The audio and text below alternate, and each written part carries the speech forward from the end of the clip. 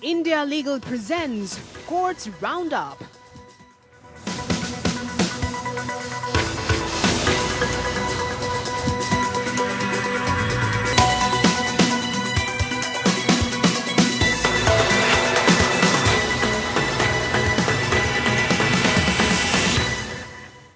नमस्कार, आप देख रहे हैं कोर्ट्स राउंड अप और मैं हूं आपके साथ नेहा दुबे। इस बुलेटिन में हम अगले आधे घंटे आपको कोर्ट से जुड़ी तमाम छोटी बड़ी खबरों से करवाएंगे रूबरू। कोर्ट की कार्रवाई और सुप्रीम कोर्ट से लेकर हाई कोर्ट्स और लोअर कोर्ट्स तक के फैसलों को रखेंगे आपके सामने। आगे बढ़ने से पहले एक नजर हेडलाइंस पर। सुप्रीम कोर्ट ने व्हाट्सएप की नई निजता नीति के खिलाफ याचिका पर नोटिस किया जारी। केंद्र व्हाट्सएप और फेसबुक को 4 हफ्तों में देना है जवाब। कोर्ट ने कहा लोगों की गोपनीयता के नुकसान की है गंभीर आशंका।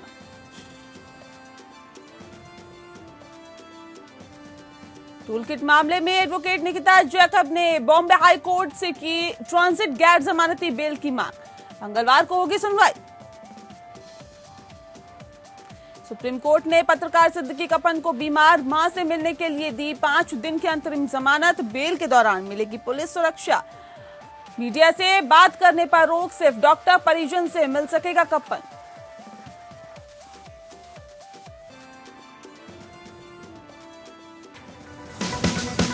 India Legal presents Courts Roundup.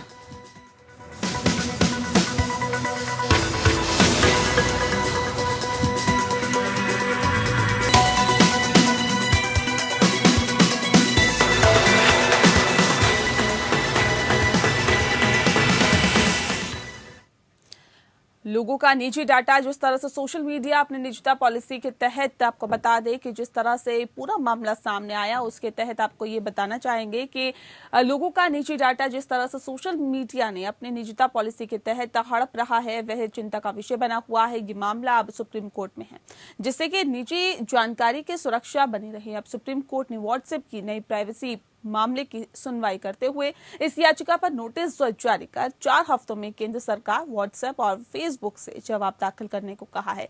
CGI ने कहा कि लोगों को गोपनीयता के नुकसान की गंभीर आशंका है। सीजीआई ने सख्त लहजे में कहा कि लोगों की निजता आपके पैसे से ज्यादा महत्वपूर्ण है।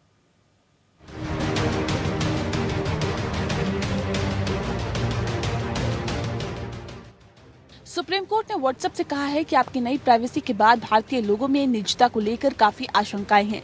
Chief justice एस.ए. बोबडे ने कहा कि आप भले ही खरबों डॉलर की कंपनी होंगे लेकिन लोगों के लिए निजता का मूल्य पैसों से ज्यादा है। चीफ जस्टिस ने इस प्राइवेसी पॉलिसी को चुनौती देने वाली याचिकाओं पर व्हाट्सएप, फेसबुक और केंद्र से जवाब मांगा है। अदालत ने वरिष्ठ वकील श्याम दीवान की उस दलील का भी समर्थन किया है जिसमें उन्होंने कहा था कि भारत में डेटा प्रोटेक्शन को लेकर कोई कानून नहीं है।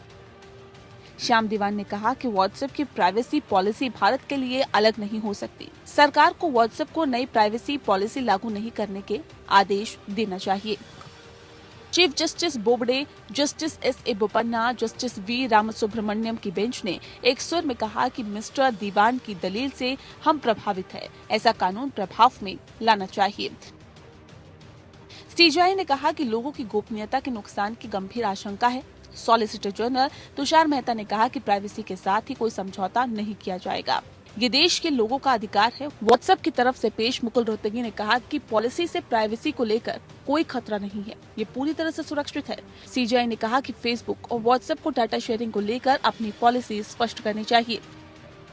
सुप्रीम कोर्ट ने यूरोप की तुलना में भारत में प्राइवेसी स्टैंडर्ड गिराए जाने के आरोपों पर व्हाट्सएप से जवाब मांगा। व्हाट्सएप ने इस पर कहा कि यूरोप में प्राइवेसी को लेकर खास कानून है। अगर भारत में भी वैसे ही कानून हो तो हम उसका भी पालन करेंगे। व्हाट्सएप यूजर जो content upload, submit, store, send या रिसीव करते हैं, कंपनी उसका इस्तेमाल कहीं भी कर सकती है। कंपनी उस डेटा को शेयर भी कर सकती है। ये पॉलिसी 8 फरवरी 2021 से लागू होनी थी, लेकिन विवाद बढ़ने के बाद डेडलाइन को बढ़ाकर 15 मई कर दिया गया। पहले दावा किया गया था कि अगर यूजर इस पॉलिसी को एग्री नहीं करता तो वह अपने अकाउंट का इस्तेमाल नहीं कर सकेगा। हालांकि बाद में कंपनी ने इसे ऑप्शनल बताया था। राज्यसभा में आईटी मिनिस्टर रविशंकर प्रसाद ने कहा कि अगर सोशल मीडिया के जरिए फेक न्यूज और हिंसा को बढ़ावा मिलता है तो हम कार्रवाई करेंगे, फिर वो ट्विटर हो या फिर कोई भी प्लेटफॉर्म। Bureau report. वहीं ग्रेटर थनबर्ग टूलकिट मामले में मुंबई के advocate Nikita Jacob Bombay high court से ट्रांजिट एंटीसिपेटरी बेल या गैर जमानती बेल की मांग की है। दरअसल एडवोकेट निकिता जैकब के खिलाफ दिल्ली की एक अदालत ने गैर जमानती वारंट जारी किया हुआ है। न्यायमूर्ति पी.डी. नाइक की खंडपीठ के समक्ष मामले को मंगलवार के लिए सूचीबद्ध किया गया है। दिशा रवि को रिमांड में लेने के फैसले की आलोचना करते हुए आपराधिक कानून के जानकार वरिष्ठ अधिवक्ता रेबेका जॉन ने कहा है कि ये न्यायिक कर्तव्य के त्यागने का चौंकाने वाला संकेत है और ऐसे में अधिवक्ता रेबेका दिल्ली के पटियाला हाउस कोर्ट के मजिस्ट्रेट के आचरण पर गहरी निराशा भी व्यक्त की है। उन्होंने दिल्ली पुलिस की 5 दिन की हिरासत के लिए युवती को रिमांड पर भेजा है, बिना ये सुनिश्चित किए कि उसे वकील द्वारा प्रतिनिधित्व दिया जा रहा है। किसानों के आंदोलन के दौरान सामने आए टूलकिट मामले में पर्यावरणविद दिशा रवि की गिरफ्तारी के बाद अब उनके करीबियों पर शिकंजा कसने की तैयारी है। निकिता जैकब फरार हैं, साथ ही शांतनु के खिलाफ भी मामला दर्ज किया गया है। वहीं दिल्ली की एक अदालत ने मुंबई की एडवोकेट निकिता जैकब और शांतनु के खिलाफ गैर जमानती वारंट जारी किया है, जो मीडिया रिपोर्ट्स के अनुसार सोशल मीडिया पर किसान के विरोध से संबंधित अंतर्राष्ट्रीय कार्यकर्ता ग्रेटा थनबर्ग द्वारा सोशल मीडिया पर साझा किए गए टूलकिट केस में मामला दर्ज किया गया। वहीं Nikita Jacob Bombay high court से ट्रांजिट एंटीसिपेटरी बेल की मांग की है। कोर्ट ने हम लोगों ने ट्रांजिट एंटीसिपेटरी बेल फाइल किया है, क्योंकि प्रॉपर जुरिस्डिक्शन जो है वो मुंबई न्यायालय का नहीं है, वो दिल्ली न्यायालय का है। तो पर निकिता मुंबई की रहने वाली है, तो जब तक वो मुंबई से दिल्ली जाएंगे तब तक उनके लिए कुछ प्रोटेक्शन चाहिए। तो in the interest of justice हम लोगों ने before the honourable Bombay high court हमने ट्रांजिट एंटीसिपेटरी बेल के लिए अप्लाई किया है। हाई कोर्ट ने मैटर कल रखा है हियरिंग के लिए। दिल्ली पुलिस ने निकिता जैकब के खिलाफ कोर्ट से नॉन बेलेबल वारंट जारी करवाया है। 11 फरवरी को निकिता जैकब के घर स्पेशल सेल की टीम सर्च करने गई थी। टीम मोबाइल फोन और इलेक्ट्रॉनिक डिवाइस जांचने गई थी। शाम का वक्त था, इसलिए पूछताछ नहीं हो सकी। निकिता से स्पेशल सेल ने दस्तावेज पर दस्तखत करवाया था कि वो जांच में शामिल होंगी, लेकिन उसके बाद निकिता अंडरग्राउंड हो गई। I don't think that a tweet by a girl of 21 or 22 can destabilize India, right? A country which is not afraid of China can't possibly be afraid of Disha, right? And if there is a conspiracy involved, which the government says there is, then they should make Greta Thunberg an accused and make Rihanna an accused. Because the conspiracy has to be with them, no, because it's their toolkit. बताया जा रहा है कि खालिस्तान संगठन से जुड़े poetic justice foundation के ammo Dhaliwal ने अपने कनाडा में रह रहे सहयोगी पुनीत के जरिए निकिता जैकब से संपर्क किया था। इसका मकसद रिपब्लिक डे के पहले ट्विटर स्टॉर्म पैदा करना। निकिता जैकब पहले भी पर्यावरण से जुड़े मुद्दे उठाती रही हैं। दिल्ली पुलिस के मुताबिक रिपब्लिक डे के पहले एक जूम मीटिंग हुई। इस मीटिंग में एमओ धालीवाल, निकिता और दिशा के अलावा अन्य लोग शामिल हुए। एमओ धालीवाल ने कहा कि मुद्दे को बड़ा बनाना है। मकसद ये था कि किसानों के बीच असंतोष और गलत जानकारी फैलाना है। यहाँ तक कि एक किसान की मौत को पुलिस की गोली से हुई मौत बताया गया। 26 जनवरी की हिंसा के बाद अंतर्राष्ट्रीय सेलिब्रिटी और एक्टिविस्ट से संपर्क किया गया। चूँकि दिशा रवि ग्रेटा थनबर्ग को जानती थी, इसलिए उसकी मदद ली गई। 4 दिन पहले स्पेशल सेल की टीम निकिता जैकब के घर गई थी। उसके इलेक्ट्रॉनिक गैजेट्स की जाँच की गयी। निकिता पेशे से वकील है। केस दर्ज होने के बाद अब निकिता जैकब ने गिरफ्तारी से राहत के लिए बॉम्बे हाई कोर्ट में याचिका दायर की है। भारत में फ्राइडेज फॉर फ्यूचर अभियान के संस्थापकों में से एक दिशा रवि को शनिवार को दिल्ली पुलिस के एक विशेष प्रकोष्ठ द्वारा बंगलुरु के सोलादेवनहल्ली पुलिस थाने की सीमा के भीतर स्थित उनके घर से गिरफ्तार किया गया था। Bureau report. सुप्रीम कोर्ट ने पत्रकार सिद्दीकी कपन को अपनी बीमार मां से मिलने के लिए 5 दिन की अंतरिम जमानत दे दी है। अपने आदेश में अदालत ने कहा कि उत्तर प्रदेश पुलिस केरल में उनकी मां से मिलाने के लिए कपन को ले जाएगी। इस दौरान कपन को रिश्तेदारों, डॉक्टरों और करीबी परिवार के सदस्यों को छोड़कर किसी से बात करने की इजाजत नहीं होगी। पहले भी बीमार मां से मिलने के लिए जमानत की गुहार लगाई गई थी, लेकिन तब मंजूर नहीं हो सकी थी।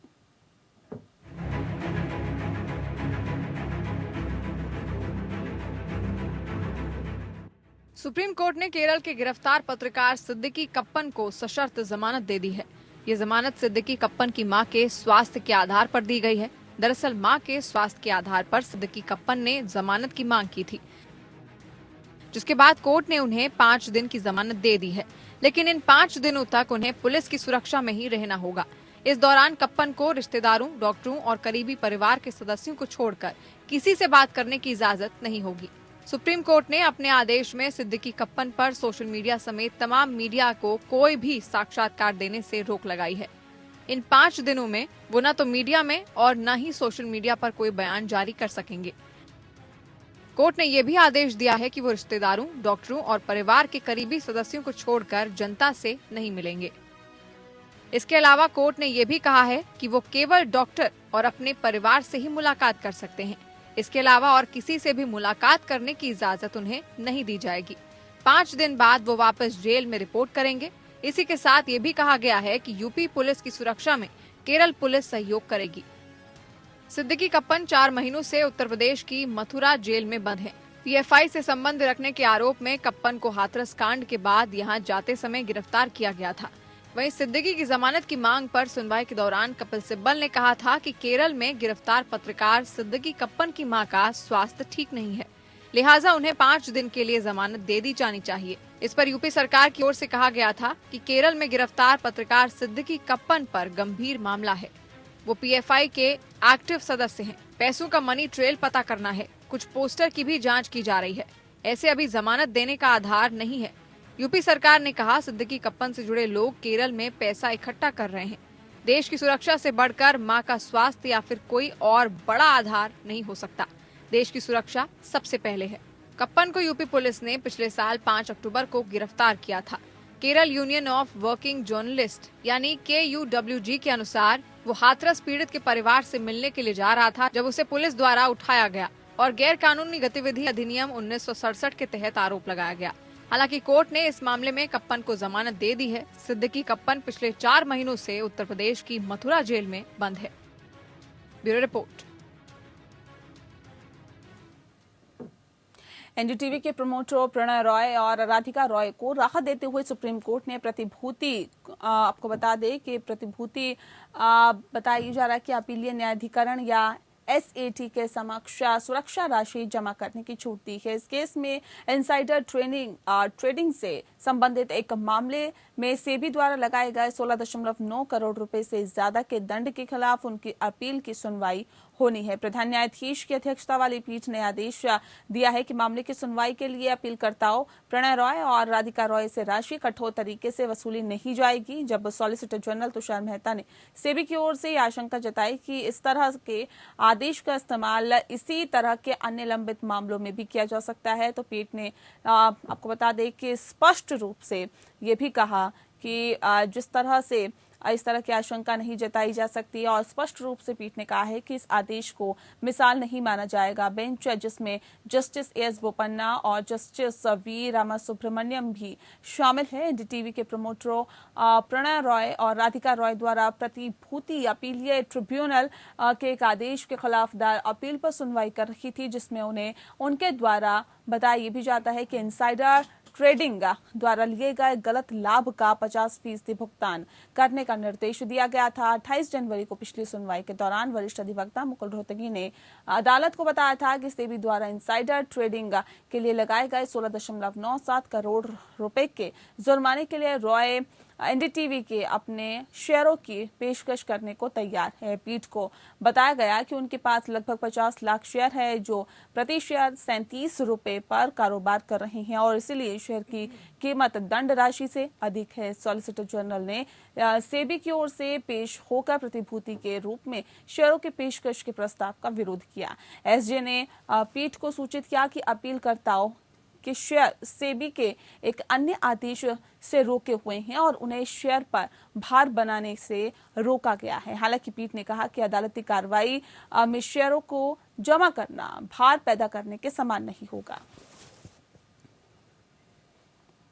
पंजाब और हरियाणा हाईकोर्ट ने नाबालिगों की गिरफ्तारी और जमानत के सिलसिले में एक अहम फैसला दिया है। कोर्ट ने जुवेनाइल जस्टिस बोर्ड को निर्देश दिया है कि किशोर की जमानत रद्द न करते हुए सिर्फ पुलिस रिपोर्ट पर सामाजिक बल्कि जांच रिपोर्ट पर भी ध्यान दें। आपको बता दें कि याचिकाकर्ता को इस आधार पर जमानत से मना कर दिया गया था कि वह अगर जमानत पर रिहा हो जाता है तो वह अपराधियों से मिलकर आएगा, जो कि नैतिक, शारीरिक और मनोवैज्ञानिक खतरा पैदा करेगा। कोर्ट के इस निर्देश का साफ मतलब है कि किशोर समाज से अलग थलग ना हो जाए, बल्कि सजा के बाद वे समाज में स्वीकृत हो।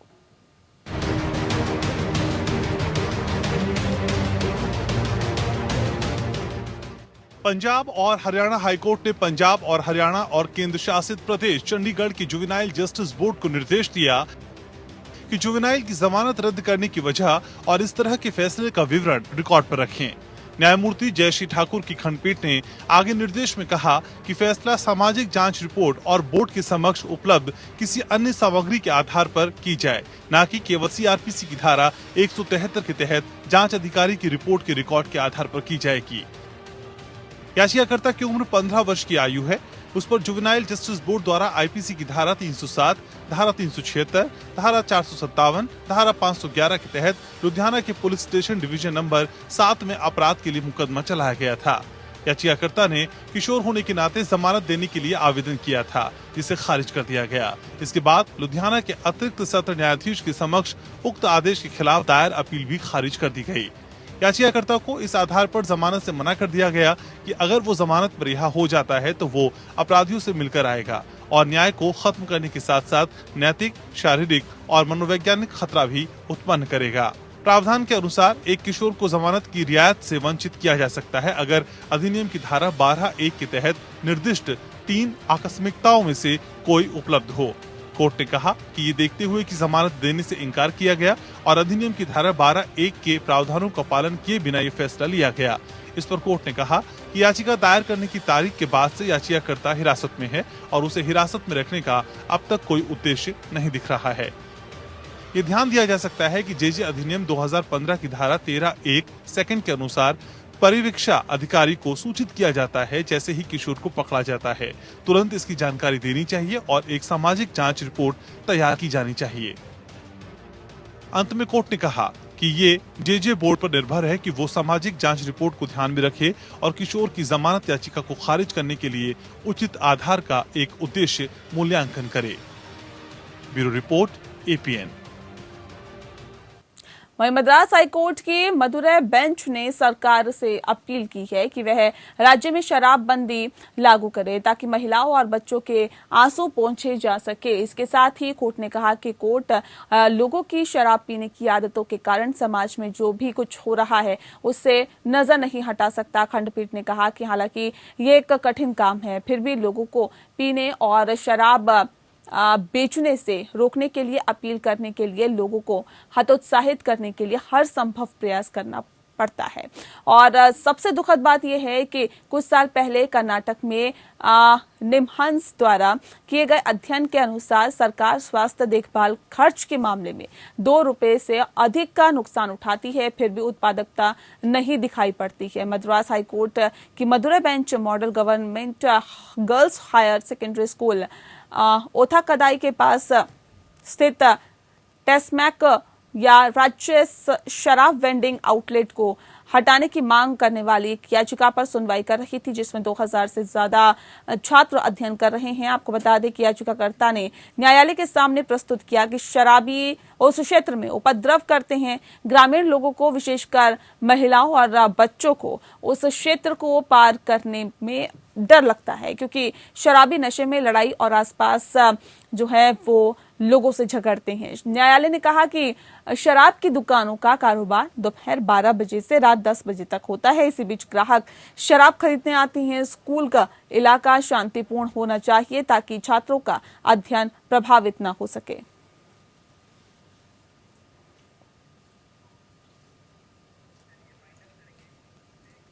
और इसी के साथ फिलहाल इस बुलेटिन में इतना ही। नमस्कार।